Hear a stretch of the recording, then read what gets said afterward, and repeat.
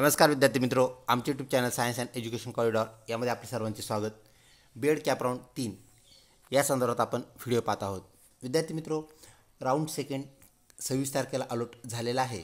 त्या राऊंडमध्ये ज्या विद्यार्थ्यांचे नंबर लागलेले आहेत, ज्यांना कॉलेज अलॉट झाले आहेत, त्यांचं हार्दिक अभिनंदन। तसेच ज्या बंधू भगिनींचे नंबर फर्स्ट आणि सेकंड राऊंडमध्ये लागू शकले नाही किंवा ते फर्स्ट सेकंड राऊंडमध्ये नंबर लागूनही ॲडमिशन घेऊ शकले नाही, त्याच्यासाठी तिसरा राऊंड अत्यंत महत्त्वाचा आहे। त्याचे जे ऑप्शन फॉर्म आहेत ते कसे भरावेत या संदर्भातील हा व्हिडिओ।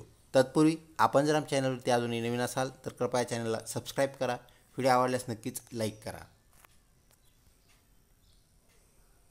आपला कॅप शेड्यूल 2024-25 इथे पाहायला मिळतोय। पहिला राऊंड जो की संपन्न झालेला आहे, त्यानंतर राऊंड सेकंड ज्याची अलॉटमेंट नुकतीच झालेली आहे, म्हणजेच 26/8/2024। तर विद्यार्थी मित्रों, त्याचे जे ॲडमिशन्स आहेत 28/8/2024 ते 30/8/2024 या दरम्यान आपल्याला ॲडमिशन्स घ्यायचे आहेत। हे जे 2 दिवस दिलेले आहेत, 26 व 27 तारीख, तर या तारखेला आपण डिसाईड करायचं आहे की आपल्याला मिळालेले जे कॉलेज आहे ते पाहिजे आहे का नाही पाहिजे नाही। तर ज्या विद्यार्थ्यांना कॉलेज बदलून पाहिजे असेल किंवा कॉलेज नको असेल तर त्यांना तिसऱ्या राऊंडमध्ये सहभागी होणं गरजेचं आहे। लक्षात घ्या, राऊंड फर्स्ट राऊंड सेकंड हे दोन्ही कंबाईंड राऊंड होते, एकत्र होते। आता राऊंड थर्ड हा सेपरेट आहे, म्हणजे थर्ड राऊंडमध्ये जर तुम्हाला जायचं असेल, थर्ड राऊंडमध्ये कॉलेज पाहिजे असेल तर थर्ड राऊंडचा तुम्हाला ऑप्शन फॉर्म जो आहे सेपरेट भरणं गरजेचं आहे। तो ऑप्शन फॉर्म भरला तरच आपण थर्ड राऊंडमध्ये सहभागी होतो, त्यामध्ये इनरॉल होतो। तर थर्ड राऊंड जो आहे त्या संदर्भातील आपण माहिती ह्या व्हिडिओमध्ये पाहत आहोत। स्क्रीनवरती आपण पाहू शकता कॅप राऊंड थर्ड। तर याचे जे रजिस्ट्रेशन्स, काही विद्यार्थ्यांचे रजिस्ट्रेशन कुठल्याही कारणाने जर राहिले असतील, त्यांनी राऊंड फर्स्ट आणि सेकंड यामध्ये जर रजिस्ट्रेशन्स केले नसतील, ज्यांना आपण अनरजिस्टर्ड स्टुडंट्स किंवा कॅन्डिडेट्स असं म्हणतो, तर ज्यांनी BEd CET दिली होती परंतु रजिस्ट्रेशन्स अद्याप केले नव्हते, त्यांच्यासाठी रजिस्ट्रेशनची लिंक ही ऑलरेडी खुली आहे, चालू आहे। 10/8/2024 ते 3/9/2024 या दरम्यान त्यांना रजिस्ट्रेशन्स करता येणार आहेत। म्हणजे सध्या रजिस्ट्रेशनची लिंक ओपन आहे, न्यू कॅन्डिडेट रजिस्ट्रेशन होऊ शकते। ज्यांनी कॅप राऊंड फर्स्ट आणि कॅप राऊंड फर्स्टमध्ये रजिस्ट्रेशन्स केले आहेत त्यांना परत रजिस्ट्रेशन करण्याची गरज नाही, त्यांना डायरेक्ट ऑप्शन फॉर्म भरायचा आहे। ऑप्शन फॉर्म भरण्याची डेटसुद्धा आपल्याला इथं दिलेली आहे। Already field candidates edit cap application form if required. काही विद्यार्थ्यांच्या ॲप्लिकेशन फॉर्ममध्ये काही त्रुटी असेल, एखादा डॉक्युमेंट बदलायचं असेल, मार्क्समध्ये काही कमी जास्त झालं असेल, टक्केवारीमध्ये काही कमी जास्त झालं असेल तर ते आपल्याला करता येतं, फॉर्म एडिट करता येईल।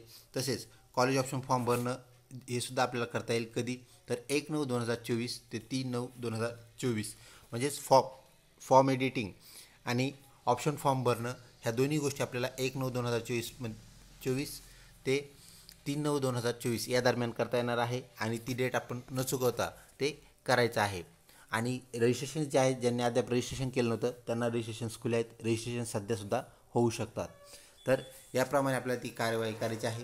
तर ऑप्शन आता कशी द्यायचे आहेत ते आपण पाहूया। व्हिडिओ आवडत असल्यास नक्कीच लाईक करा, मित्रपरिवारामध्ये शेअर करण्यास विसरू नका। विद्यार्थी मित्रों, यासाठी आपण CET सेलच्या वेबसाईटवरती आलेलो आहोत। CET सेलच्या वेबसाईटवरती आल्यानंतर आपल्याला इथे ज्या 3 आडव्या रेषा दिसत आहेत त्या 3 आडव्या रेषांना आपल्याला क्लिक करायचं आहे, जेणेकरून आपण चेक अलॉटमेंट ही एक आपल्याला 3 नंबरला ऑप्शन जो पाहायला मिळतोय त्याला आपण क्लिक करूया। याला क्लिक करताच institute wise allotment, check candidate allotment, current vacancy report ह्या 3 गोष्टी आपल्याला पाहायला भेटतात। आपण सेकंड राऊंड चेक केला नसेल तर आपल्याला चेक कॅन्डिडेट अलॉटमेंट यासाठी आपण क्लिक करूया। त्याला क्लिक केल्यानंतर आपल्याला राऊंड विचारला जातो, सिलेक्ट राऊंड। तर आपल्याला कोणत्या राऊंडमध्ये नंबर लागला आहे का नाही हे चेक करता येतं। Round first, round second.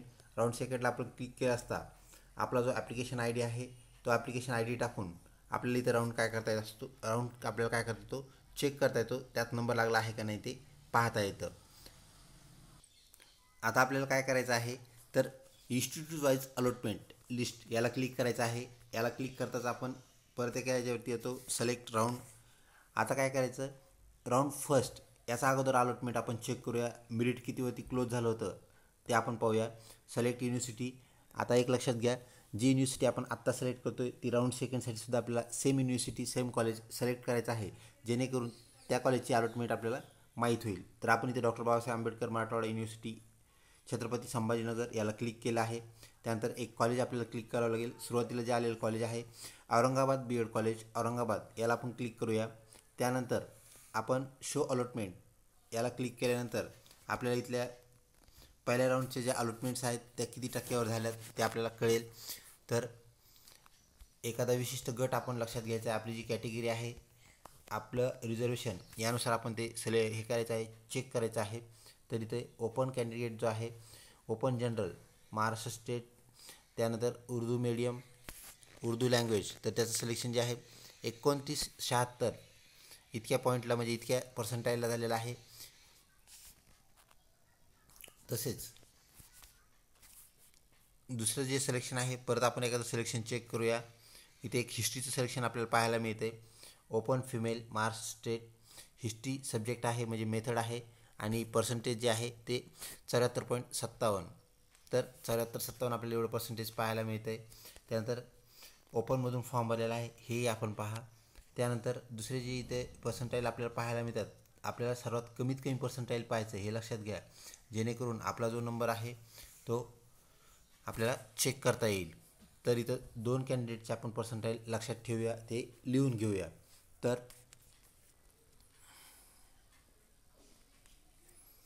इथं ओपनमधून एक आपल्याला ओपन जनरल फॉर्म पाहायला भेटतो आहे. मायनॉरिटीमधून ह्या स्टुडंटने फॉर्म भरलेला आहे. इंग्लिश मेथड आहे आणि पर्सेंटाईल 15 आहे. तर मायनॉरिटी इंग्लिश 15 हे एक आपण लक्षात ठेवू शकता. आणि त्यानंतर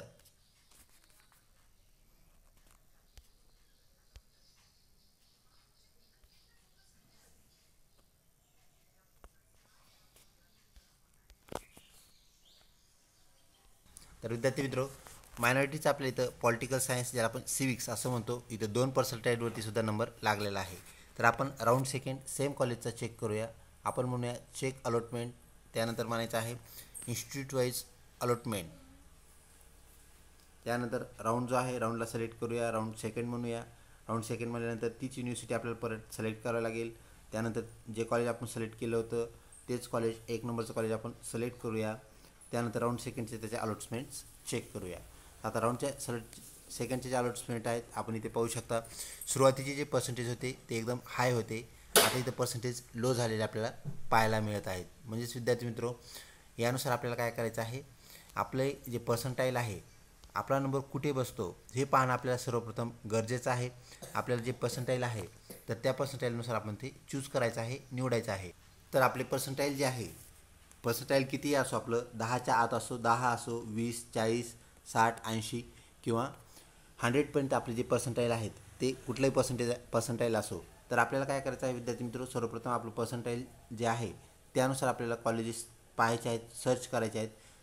आपण एक लक्षात घ्या, ज्या विद्यार्थ्यांना 60च्या आत पर्सेंटाईल आहेत तर त्यांनी मॅक्झिमम काय करायचं आहे, तर गव्हर्मेंट कॉलेजेस जे आहेत त्यांची संख्या आपण कमी द्यायची आहे. कारण विद्यार्थी मित्र माहिती आहे का, आपण सर्व गव्हर्मेंट कॉलेज अगोदर मेरिट चेक करा. ते जर 60च्या खाली गेलं असेल तरच आपण त्याप्रमाणे प्रिफरन्सेस देणं गरजेचं आहे. जर ते मेरिट आपल्या कॅटेगरीनुसार 60च्या आसपास जर ते आलं नसेल तर आपण पुढच्या राऊंडलासुद्धा जर त्याचा नंबर म्हणजेच त्याचा ऑप्शन दिला तर आपला नंबर लागण्याची शक्यता कमी असते. त्यामुळे आपल्या पर्सेंटाईलला सूट होणारे कॉलेज आपण चूज करणं, निवडणं गरजेचं आहे. जर कुठल्या एखाद्या कॅटेगरीचं पर्सेंटाईल 60पेक्षा खाली गेलं असेल तर त्या विद्यार्थ्यांनी नक्कीच गव्हर्मेंट कॉलेजचे, विविध गव्हर्मेंट कॉलेजचे म्हणजेच वेगवेगळ्या कॉलेजचं आपण मेरिट चेक करणं गरजेचं आहे. आणि ते आपल्याला वाटलं की आपल्या मेरिटच्याही खाली आहे किंवा आपल्या मेरिटच्या जवळ आहे तर नक्कीच आपण त्या गव्हर्मेंट कॉलेजचं तिथं ऑप्शन देऊ शकता. म्हणजेच फक्त पर्सेंटाईलवर आपला नंबर लागत असतो, ही गोष्ट आपण या अनुषंगाने लक्षात घ्या आणि त्याप्रमाणे कार्यवाही करा. त्यानंतर राऊंड फर्स्ट आणि सेकंड दोन्हीचंही पर्सेंटाईल आपण जर चेक केलं आणि ते आपल्या पर्सेंटाईलला जर मॅच झालं तर नक्कीच आपण त्याप्रमाणे कॉलेजचे नंबर्स द्यायचे आहेत. कॉलेजचे प्रकार आपण ऑलरेडी पाहिलेले आहेत. त्यामध्ये गव्हर्मेंट कॉलेज, त्यानंतर गव्हर्मेंट ॲडेड कॉलेज, त्यानंतर अनॲडेड कॉलेज, ऑटोनॉमस कॉलेज.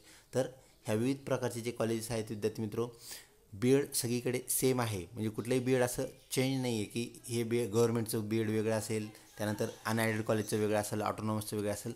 तर फक्त महाराष्ट्रातलेच नव्हे तर पूर्ण भारतामधलं बीएड सेम आहे. सर्व सब्जेक्ट सेम आपल्याला पाहायला भेटतात. फक्त एखादा पेपर आपल्याला कमी किंवा जास्त त्याचं पर्सेंटेज जे आहे ते काही ठिकाणी आपल्याला ग्रेडिंग पाहायला मिळते, तर काही ठिकाणी आपल्याला पर्सेंटाईल पाहायला मिळतं, पर्सेंटेज पाहायला मिळतं. हा थोडाफार बहुत फरक आपल्याला पाहायला भेटतो, पण सिलेबसमध्ये कुठेही फरक नाही, ही गोष्ट आपण लक्षात घ्या. आणि समकक्ष असतं बीएड कोणतंही असो, असं नाही आहे की गव्हर्मेंट कॉलेजचं बीएड चांगलं आहे किंवा हे बीएड चांगलं नाही, कमी ग्रेडचं आहे. ग्रेड कुठलाही कमी जास्त नाही. तर सेम बीएड आपल्याला कुठल्याही पद्धतीचं जे कॉलेज आहे ज्याला आपण कुठल्याही प्रकारचं कॉलेज म्हणतो तर त्या कॉलेजचं पाहायला मिळतं. या अनुषंगाने आपण कार्यवाही करायची आहे. आणि तिसऱ्या राऊंडला आपला नंबर कसा लागेल यासाठी आपण जास्तीत जास्त ऑप्शन बहाल करायचे आहेत, द्यायचे आहेत. अशाच प्रकारच्या व्हिडिओसाठी चॅनलला लिंक राहा. अजूनही सबस्क्राईब केलं नसेल तर सबस्क्राईब करा. लवकरच भेटूया पुढच्या व्हिडिओमध्ये. तोपर्यंत धन्यवाद.